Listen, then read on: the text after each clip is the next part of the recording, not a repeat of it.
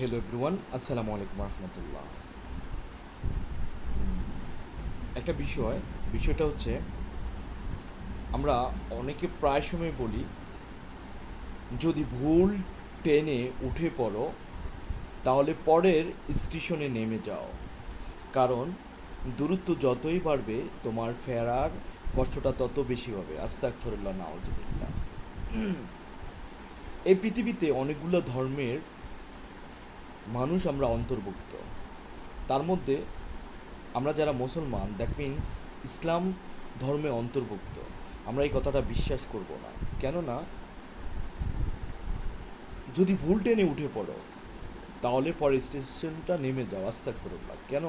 এটা কিভাবে উদাহরণ টেনেছে? হয়তো কোনো মানুষের কে নিয়ে মানুষ উদাহরণ দিচ্ছে। এটা হবে না। এটা হতে পারে আমি যাব কোথায়, ঢাকা থেকে চট্টগ্রাম।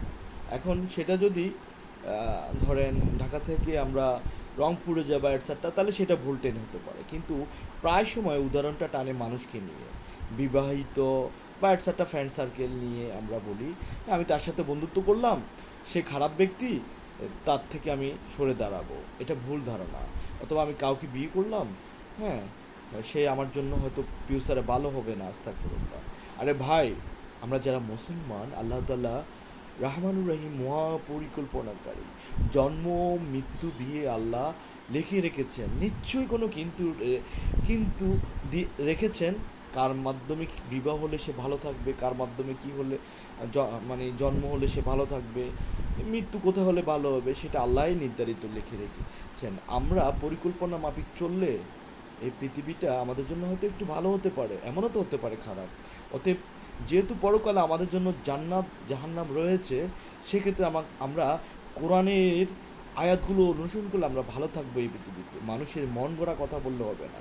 অতএব আমার ফেসবুক বন্ধুদের কাছে প্রশ্ন একটাই, এই যে কথাটা, কি ভুল ট্রেনে যদি উঠে পড়ো তাহলে পরের স্টেশনে নেমে যেও, এটা হয়তো অন্য কাজে ব্যবহার করা যায়, কিন্তু মানুষের ক্ষেত্রে না, বিভিন্ন পরিকল্পনার ক্ষেত্রে না। কারণ আল্লাহ তাআলা মহা পরিকল্পনা।